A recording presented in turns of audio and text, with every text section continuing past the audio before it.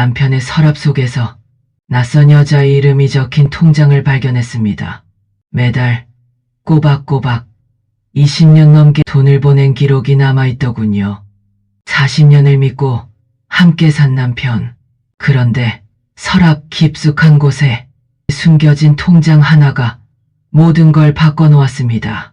여러분이라면 이런 상황에 침착할 수 있을까요? 그날은 평범한 화요일 오후였습니다.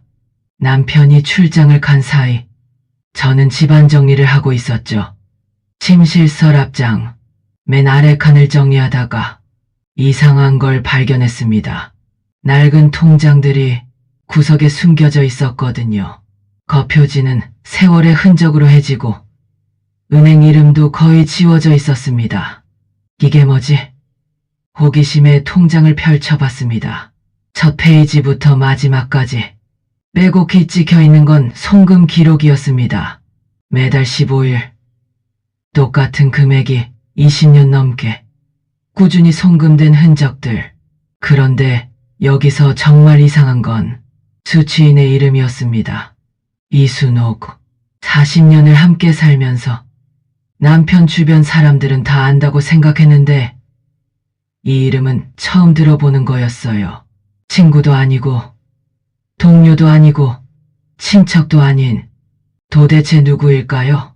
더 충격적인 건 이 송금이 남편이 관리하는 급여 통장에서 나가고 있다는 사실이었습니다. 매달 우리 가게에서 상당한 금액이 이 정체불명의 이순옥이라는 사람에게 흘러갔던 거죠. 손이 떨렸습니다. 머릿속이 복잡해졌어요. 설마 다른 여자가 있었던 건 아니겠지?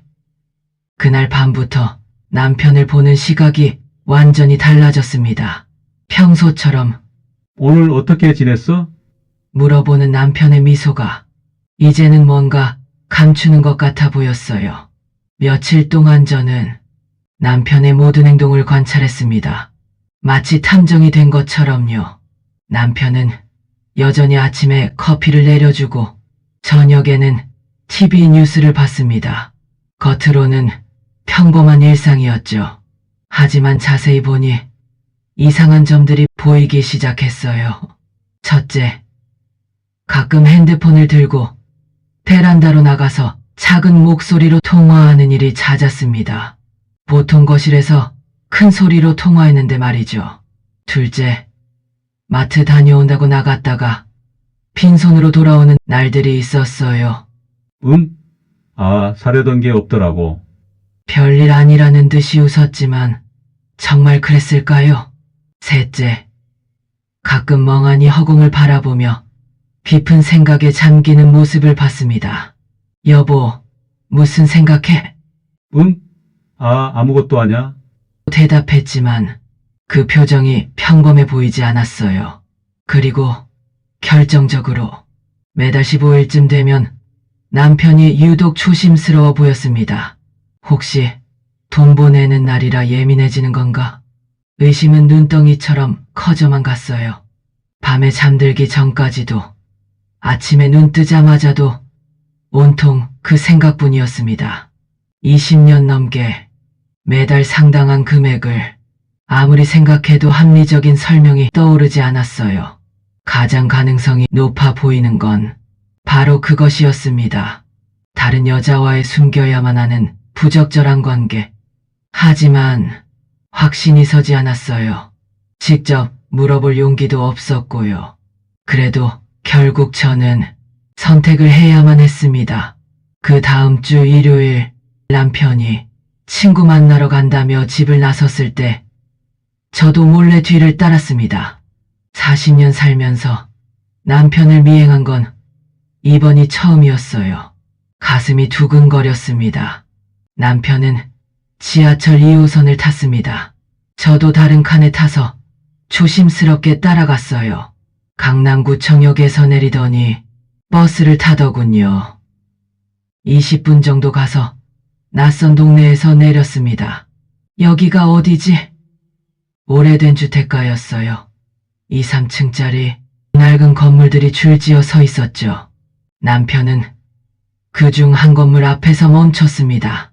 허름한 2층 건물, 1층에는 작은 식당이 있었고 2층으로 올라가는 외부 계단이 있었어요. 남편은 주저없이 2층으로 올라갔습니다. 저는 멀찍이 숨어서 지켜봤어요. 2층 문 앞에 작은 간판이 보였습니다. 은파기금 운영위원회. 기금 운영위원회는 또 뭐지? 전혀 예상하지 못한 이름이었어요. 다른 여자와의 미래 장소라고 생각했는데 이게 뭐죠? 호기심을 참을 수 없어서 조금 더 가까이 갔습니다. 2층 창문 틈 사이로 그 안을 엿볼 수 있었어요. 작은 사무실 같은 공간이었는데 벽에 빼곡히 붙어 있는 건 신문 기사들이었습니다.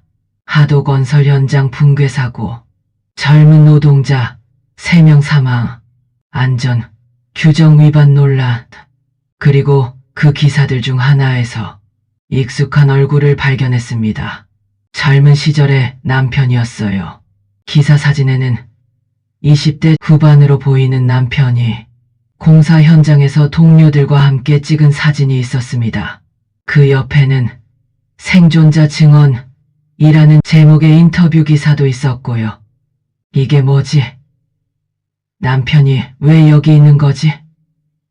더 놀라운 건 사무실 안에 앉아있는 사람들이었어요. 중년 여성 몇 명과 연세가 많으신 할아버지 한 분, 전혀 어울릴 것 같지 않은 사람들과 남편이 진지하게 대화를 나누고 있었습니다. 30분쯤 지나자 남편이 나왔어요. 얼굴 표정이 무거웠고 눈가가 조금 젖어 있는 것 같았습니다. 남편이 떠나고 나서야 저도 그 자리를 떴어요. 집으로 돌아가는 내내 머릿속이 복잡했습니다. 은파기금, 건설 현장 사고? 그리고 왜 남편이 거기에 가는 거지? 모든 게 궁금한 거 투성이었습니다. 그날 밤, 저는 더 이상 참을 수 없었습니다. 남편이 집에 돌아오자마자 서랍에서 그 통장을 꺼내 들었어요. 여보, 이게 뭐예요? 남편의 얼굴이 순간 굳어졌습니다. 마치 숨겨온 비밀이 들킨 아이 같은 표정이었어요. 어디서 찾았어? 서랍 정리하다가 우연히 찾았어요. 이게 대체 뭔가요? 이순옥이 누구예요? 남편은 한동안 말없이 통장을 바라봤습니다. 그러더니 깊은 한숨을 쉬며 소파에 주저앉았어요. 그래, 언젠가는 말해야 한다고 생각했는데.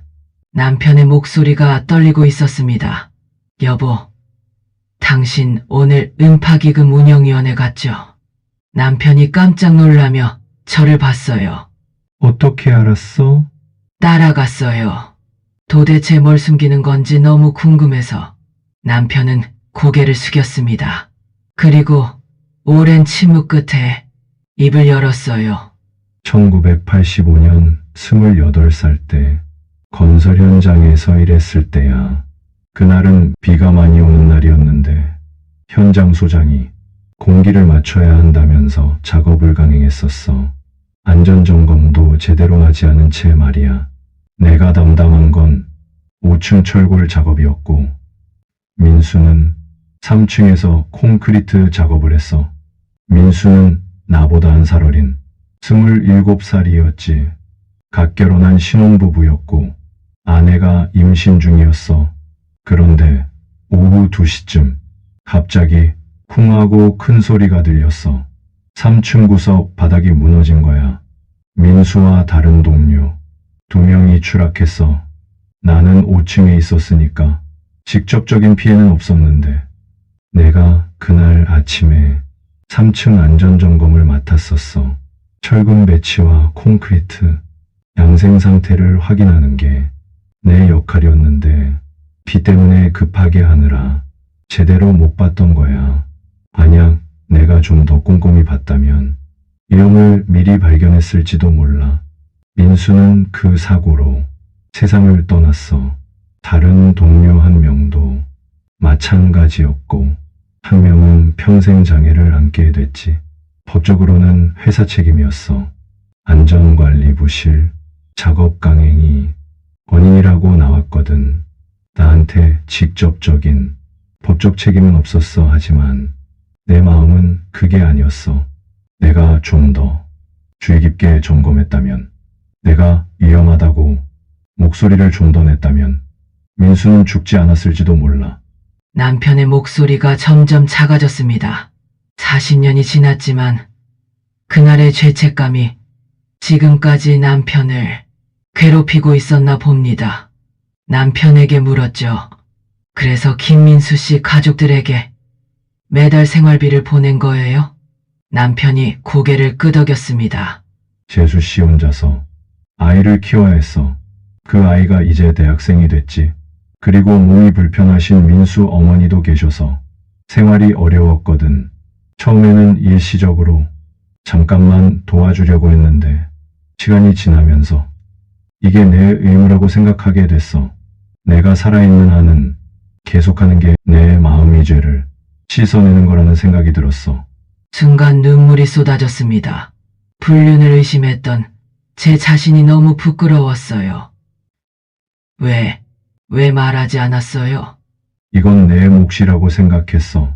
당신한테도 부담 주고 싶지 않았고 아이들한테도 아버지가 이런 일에 연루됐다는 걸 알리고 싶지 않았어. 남편의 얼굴에는 40년 동안 짊어진 무게가 그대로 드러나 있었습니다. 다음 주말 저희는 아이들을 집으로 불렀습니다. 이제 가족 모두가 알아야 할 일이라고 생각했거든요. 아들 준호와 딸 수진이가 평소보다 진지한 분위기에 둘 다 긴장하고 있었습니다. 남편이 차근차근 설명했어요. 젊은 시절의 사고, 죄책감, 그리고 20년 넘게 이어온 도움에 대해서요. 처음에 아이들은 말을 잃었습니다. 준호가 먼저 입을 열었어요. 아버지, 그런 일이 있으셨는데 왜 진작 말씀 안 하셨어요? 너희들한테 부담 주고 싶지 않았어. 그리고 아버지의 과거가 부끄러웠지. 준호는 남편의 손을 잡았습니다. 아버지가 잘못하신 게 아니에요. 오히려 책임감을 느끼고 계속 도와주신 게 존경스러운걸요. 하지만 수진이의 반응은 달랐어요. 아빠, 저는 이해가 안 돼요. 수진이가 울먹이며 말했습니다. 물론 그분들을 도와주신 건 잘하셨어요. 하지만 왜 가족인 저희한테는 말씀 안 하셨어요? 20년이 넘도록 혼자 짊어지고 계셨다니. 수진아, 그건 말이지. 저희가 아빠를 도와드릴 수도 있었잖아요. 엄마도 혼자 가계부를 맞추려고 얼마나 고생하셨는지 아세요? 아버지 수입만으로 힘들어서 허리가 아프셔도 일을 쉬신 적이 없어요. 수진이의 말이 맞았어요. 실제로 저는 남편이 주는 월급만으로는 생활비가 부족해서 항상 남편 몰래 일을 했었거든요. 그때 내가 좀 더 현명했더라면 함께 고민할 수 있었을 텐데 미안하다. 수진아, 아빠가 너무 혼자서 해결하려고 했나 보다. 준호가 중간에서 말했어요. 아빠, 이제라도 알게 됐으니까 너무 걱정 마세요. 그리고 수진아, 아빠 마음도 이해해봐. 젊은 시절의 트라우마를 가족한테 털어놓기가 쉬웠겠어?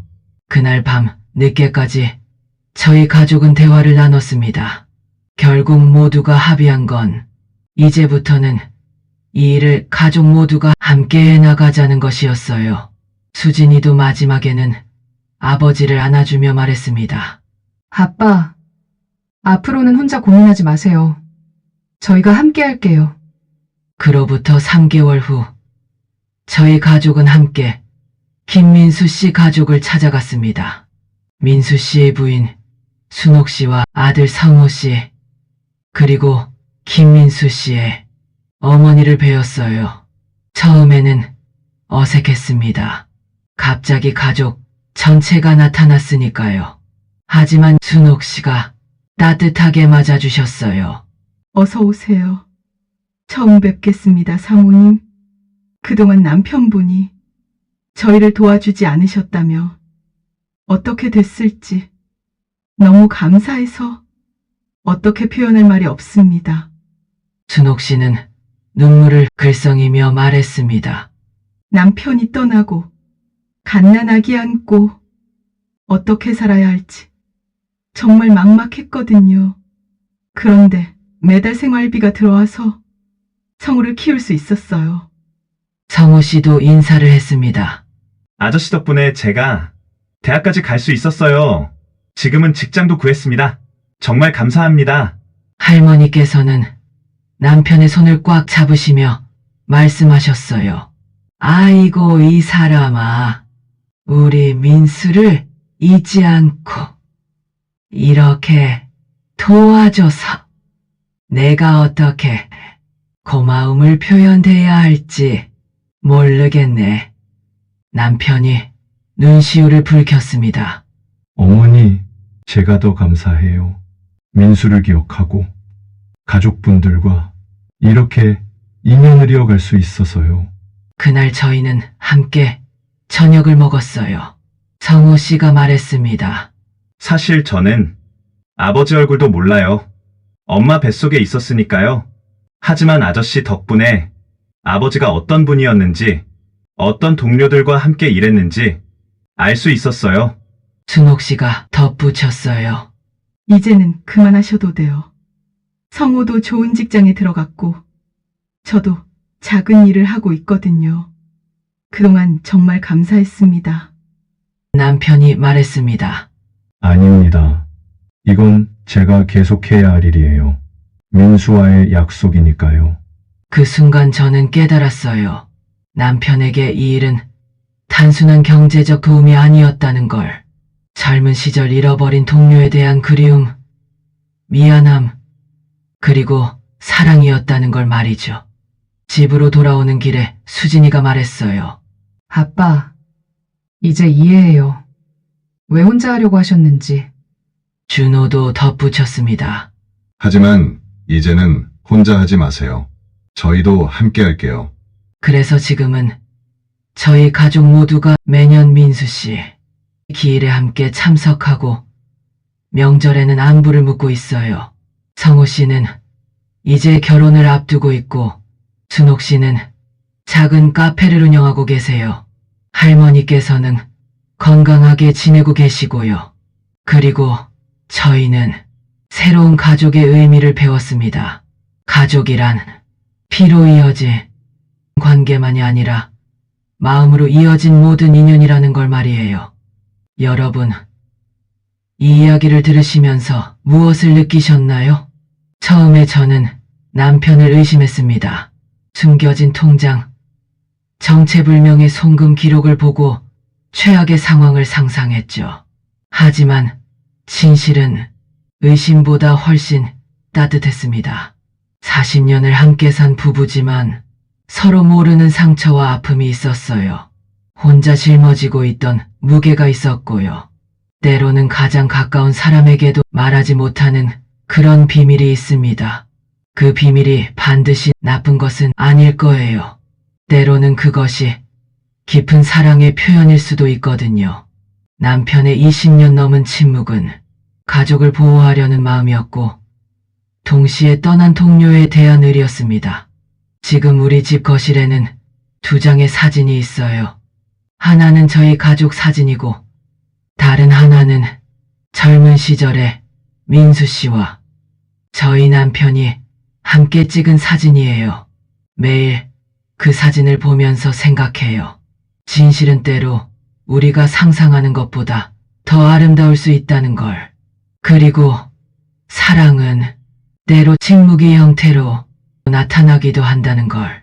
여러분 주변에도 혹시 그런 분이 계시지 않나요? 묵묵히 자신의 몫을 다하고 있는 분, 말하지 않는 사랑을 실천하고 있는 분. 오늘 이 이야기가 여러분에게도 작은 깨달음이 되었기를 바랍니다. 가족의 진정한 의미가 무엇인지, 사랑의 진정한 모습이 무엇인지 다시 한번 생각해 보시는 계기가 되었으면 좋겠어요. 시청해 주셔서 감사합니다. 댓글로 여러분의 생각을 들려주세요. 혹시 비슷한 경험이 있으시다면 함께 나누어 주시면 감사하겠습니다. 구독과 좋아요는 더 많은 진실한 이야기를 전해드리는 큰 힘이 됩니다. 감사합니다.